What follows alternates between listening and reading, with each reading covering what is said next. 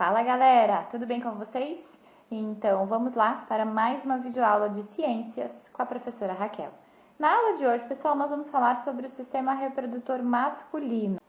Para quem quiser acompanhar, nós estamos na página 22 do livro de ciências do quarto bimestre. Então, pessoal, o sistema reprodutor masculino ele é formado por órgãos externos e por órgãos internos, ou seja, órgãos que ficam dentro do corpo, né, e órgãos que ficam externamente ao corpo.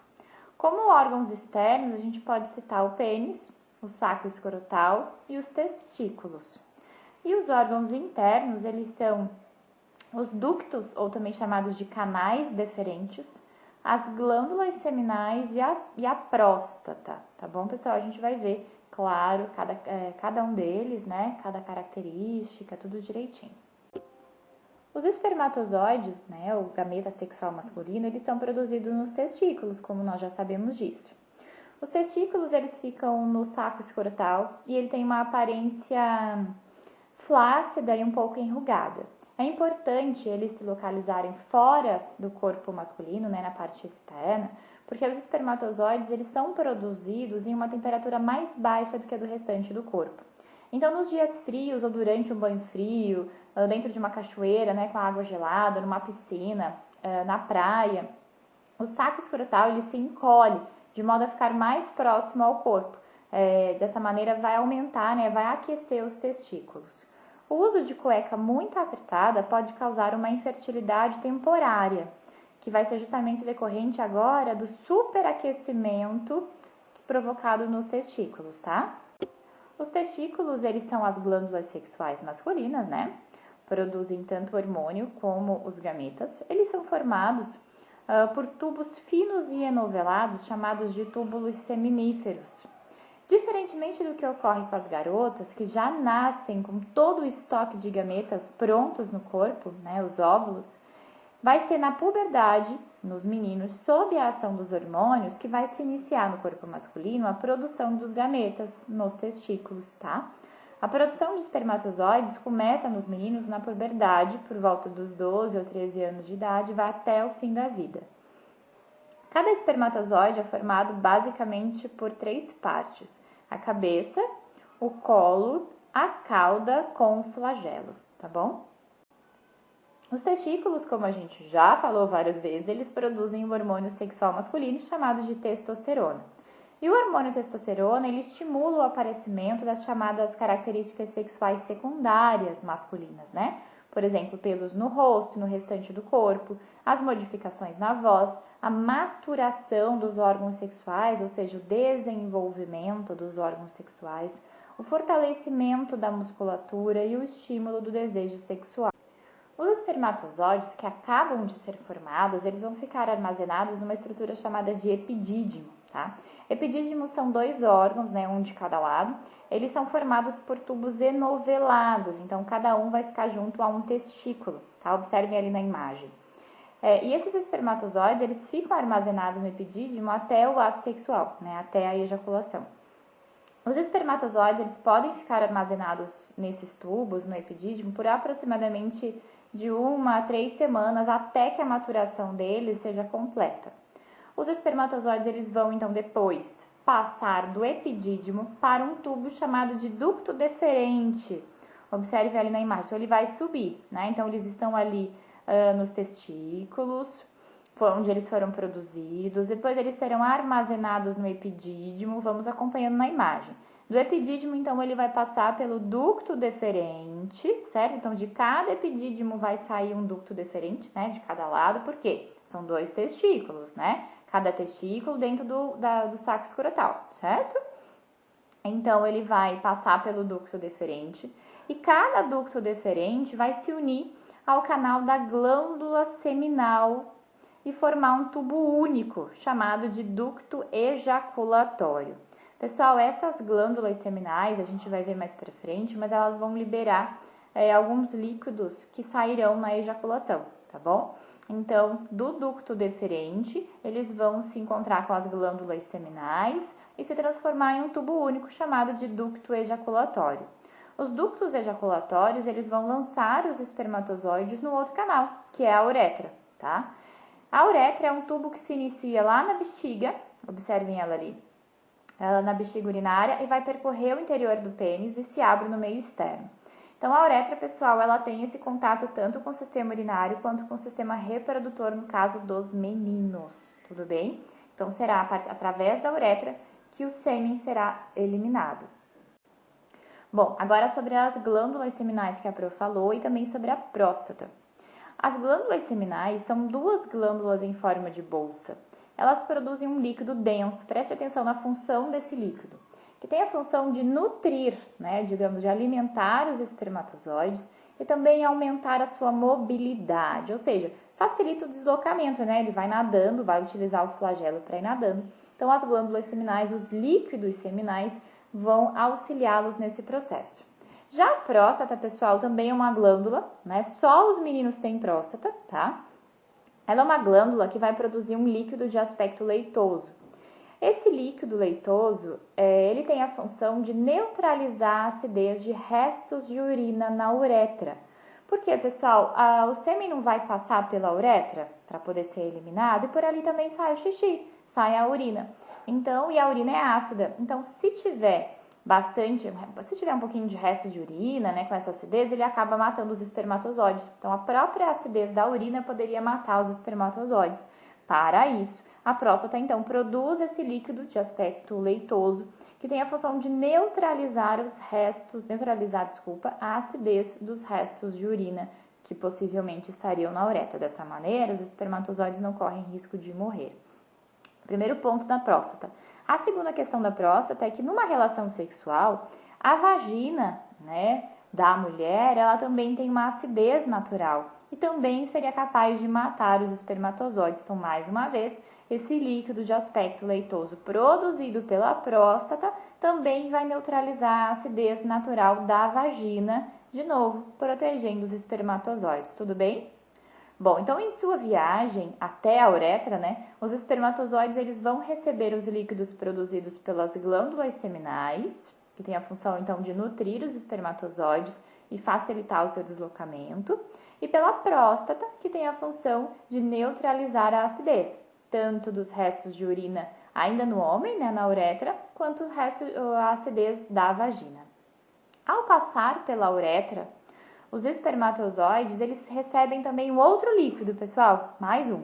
Então, quando ele está passando pela uretra, os espermatozoides eles vão receber o líquido lubrificante produzido pelas glândulas bulbouretrais, tá? Lembra desse nome, ó, bulbouretrais, não faz a gente pensar na uretra?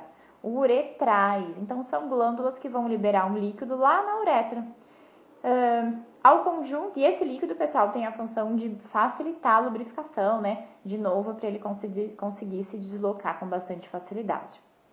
E agora, ao conjunto formado pelos espermatozoides, pelos líquidos produzidos pelas glândulas seminais, pelos líquidos produzidos pela próstata e pelo líquido produzido pelas glândulas bulbouretrais, é o que a gente chama de esperma ou de sêmen, tá, pessoal? Então, o esperma ou o sêmen, são dois nomes para a mesma coisa, é o nome dado ao conjunto de espermatozoides com os líquidos que o organismo vai produzir, né? Os líquidos das glândulas seminais, os líquidos da próstata e os líquidos das glândulas bulbouretrais, tá bom? São muitos nomes novos, né, gente? Então, isso fica um pouquinho difícil, mas a partir do momento que vocês começarem a se familiarizar com esses termos, vai ficar mais fácil. Agora a gente vai falar um pouquinho sobre o pênis. Ele é o órgão copulador masculino, né? Ele é formado por um tecido chamado de corpos cavernosos, tá? Esses corpos cavernosos, eles recebem esse nome porque eles são constituídos de vários buraquinhos internamente, por isso cavernosos, vem de cavernas, né? E eles têm tecidos musculares eréteis, cuja função realmente é conseguir uma ereção, né? Então o pênis ele tem essa capacidade.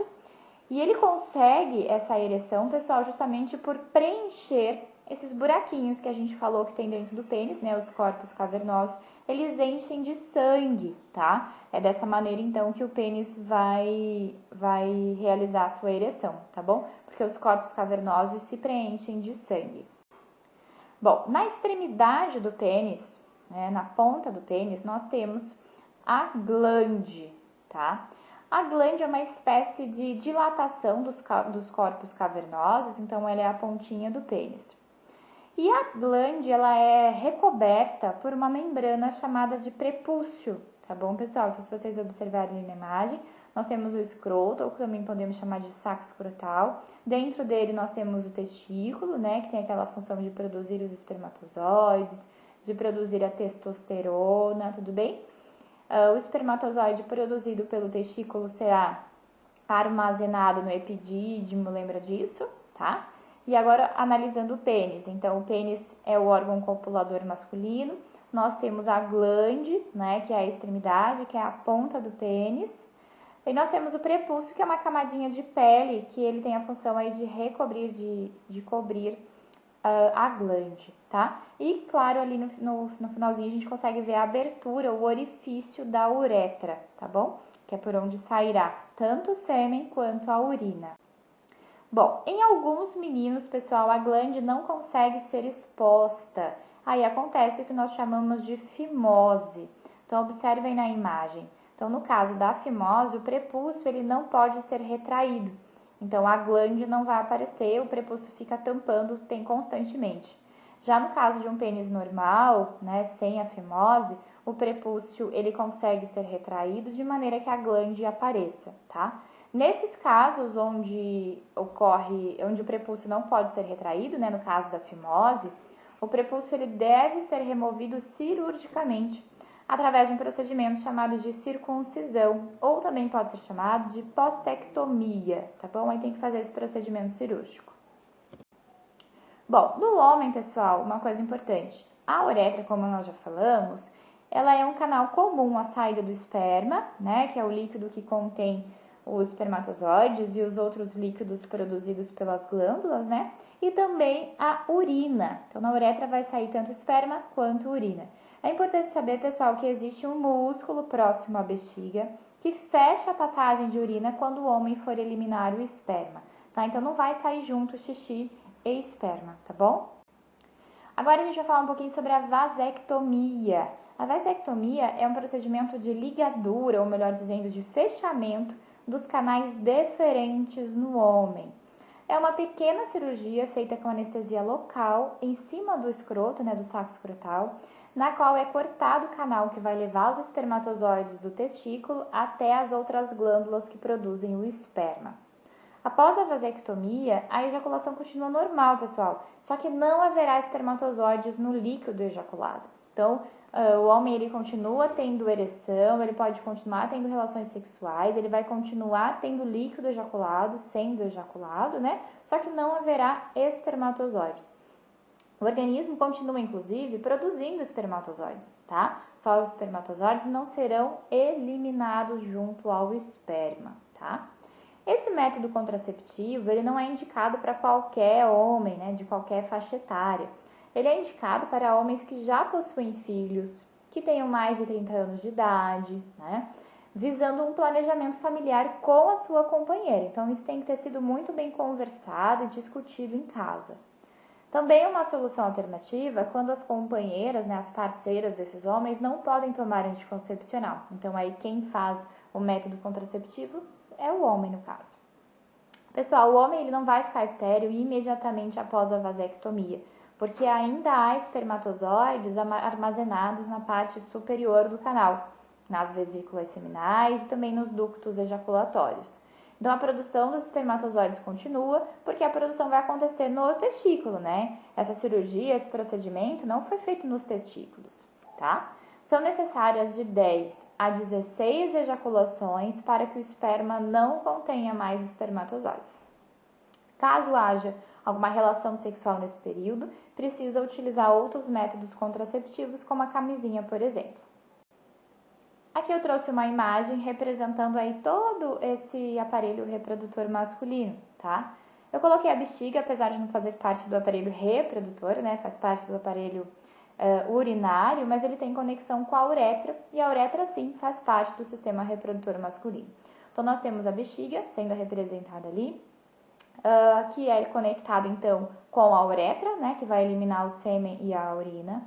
Nós temos, vamos começar lá de baixo agora. Nós temos o saco escrotal, onde estão os testículos. Então, são 2 sacos escrotais, um de cada lado, cada um deles com o testículo, certo? Em cima do testículo, nós temos o epidídimo, que são aqueles tubos enovelados. O epidídimo, ele será ligado ao canal deferente, e o canal deferente vai ligar a vesícula seminal. São aquelas glândulas seminais que vão liberar os líquidos, certo? E desse canal deferente, ele vai lá para a uretra. Vocês estão vendo, acompanhando ali a linha do desenho roxinho, a uretra. Na uretra, eles vão receber o líquido produzido pelas glândulas bulbouretrais, tá bom? Vão receber o líquido e assim serão eliminados através do esperma, através da ejaculação. Analisando o pênis, então nós temos ali a glande, né? Que é a extremidade do pênis, e só isso que está sendo mostrado nessa imagem, né? Nós teríamos o prepúcio, que é aquela pele, certo? Tudo bem, pessoal? Tarefinha hoje, pessoal, vocês farão a página 54, os exercícios 7, 8 e 9. Preste atenção que na 9 tem A, B e C, mas farão apenas a letra C, tá? Porque os demais são referentes ao sistema reprodutor feminino, que a gente não viu ainda. Então, 7, 8, 9, C e a 10. E na página 55, os exercícios 4, 6 e 8.